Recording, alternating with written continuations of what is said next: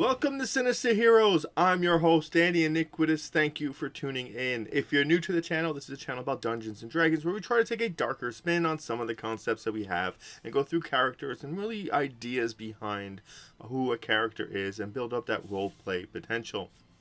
If you like what we do here, please like, share, and subscribe. Please keep commenting. We love to hear about your character builds and some of the incredible things you've been doing.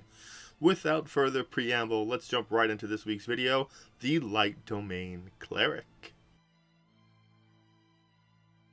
The Light Domain Cleric comes to us from the Player's Handbook. It's one of the original subclasses for the Cleric. It is a very, very good subclass. It really gives you a lot of RP elements to pull from the ancient religions that might have existed. Some of them have transferred into D&D, which is nice, but I like the idea of an ancient Egyptian style cleric, dressed in that very ceremonial garb that they used back then, and really enforcing the purity of humankind by banishing the darkness by fire, and really diving into that aspect and really using my deity's own tenets as a reason to enforce my will and to enslave those who would dare live against their values. At level 1, you gain access to domain spells and a bonus cantrip. You gain the light cantrip, which is very fitting as you are a light domain cleric. Your domain spells are really great. You get Burning Hands at level 1, Scorching Ray and Flame Sphere at 3rd level, and you get Fireball. You also get Wall of Fire and a great amount of offensive spells.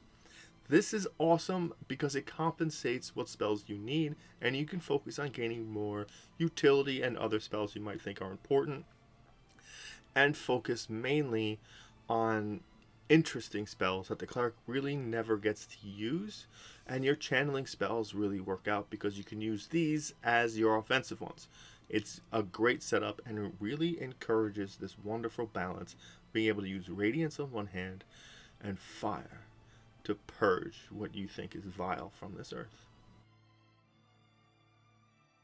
At 1st level, you also gain access to Warding Flare. You can interpose Divine Light between yourself and an attacking enemy. When you are attacked by a creature within 30 feet of you that you can see, you can use your reaction to impose disadvantage on the attack roll, causing light to flare before the attacker, before it hits or misses. An attacker that can't be blinded is immune to this feature.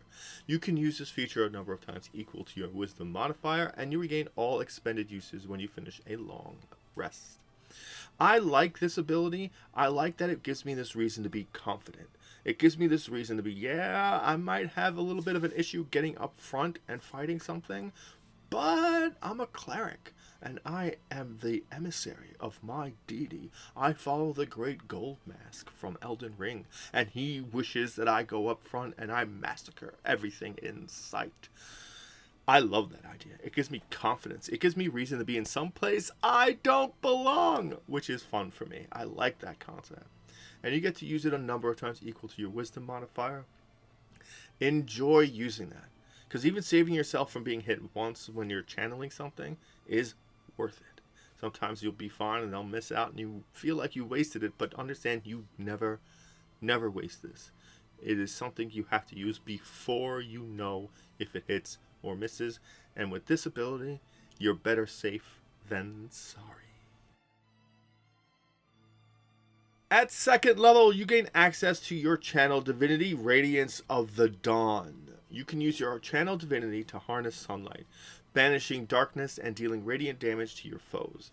As an action, you present your holy symbol, and any magical darkness within 30 feet of you is dispelled. Additionally, each hostile creature within 30 feet of you must make a Constitution saving throw.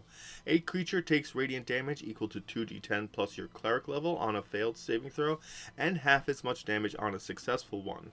A creature that has total cover from you is not affected. This is a very interesting channel divinity. It does something that's very hard to get at this level, and it gives you this huge radius for you to hit. Anything in 30 feet of you is a massive AoE. The damage doesn't scale, so it's going to be better early on than it is later, but 2d10 plus your cleric level in radiant damage is pretty profound.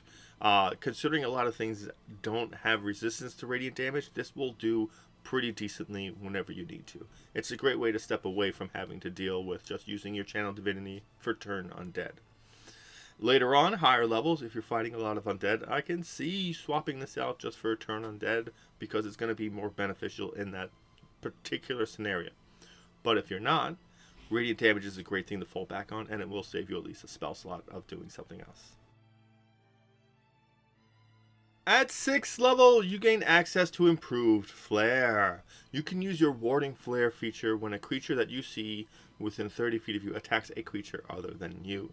This is just a nice defensive bonus, and it really shows off your mastery of light and fire.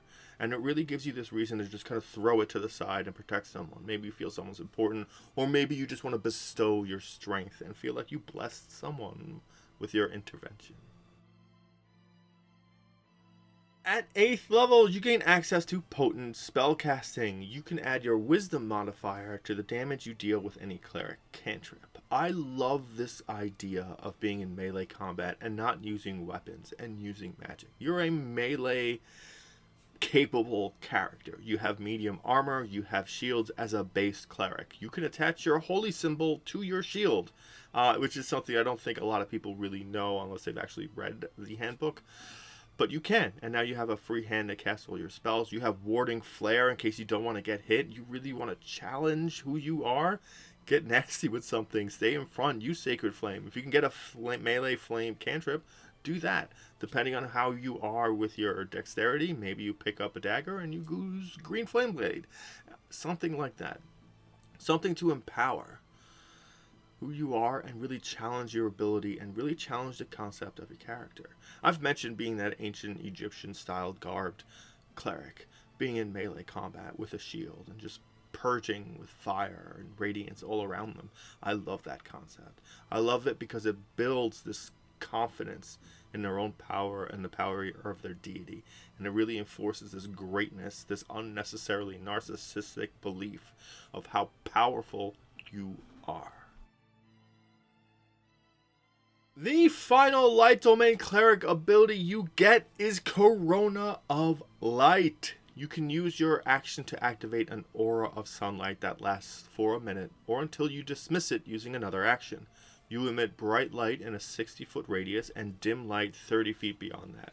Your enemies in bright light have disadvantage on saving throws against any spell that deals radiant or fire damage. This has no limit. You can use this whenever you want. It does take an action to use. That is the only downside. So if you have a bonus action up in there, use that, throw this on. Make sure you don't have any drow in your party because this will be detrimental to them.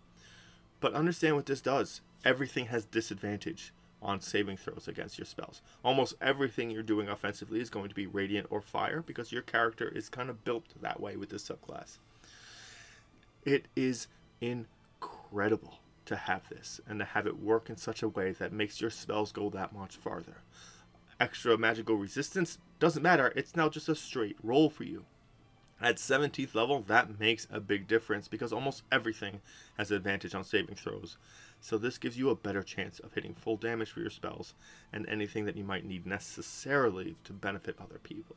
It eliminates all this understanding of you're not actually blessed by your deity. This shows that you are just this beacon of what your deity wants you to be. And it shows off so well because thematically you just almost rise up and just this white light just purifies everything around you. You can feel it. It is just an immaculate kind of a moment when you turn this on. And I love that concept, especially considering my character is insanely evil, and this still enforces that they're right. Our final thoughts. The Light Domain Cleric is a great capable character. You get all the benefits of your cleric, which is already one of the strongest classes in the game, and you get all these offensive spells that aren't on your spell list that people know already and are very comfortable using, and it gives you this great platform where you can pull so much information from real world history and know deities that exist in the world and really pull that towards your character, really making yourself have this great foundation for a lot of different things you can do and ways you can build your character.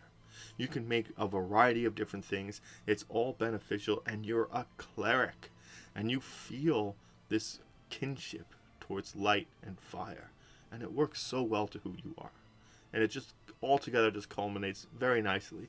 It's one of the easiest subclasses to make a character on, in my opinion, because it's all laid out for you, very simple, very familiar information to you, and things that you can tangibly get information on. So that being said, we're going to bring this video to a close. If you made it all the way through, thank you so much. It really means the world to us that you stuck through. Please like, share, subscribe. Please keep commenting. We love to hear your stories. We love to hear about what you're doing and some of the great things your DMs do, or you as DMs allow your characters to do in game. And most importantly, thanks for giving a spooky kid a chance.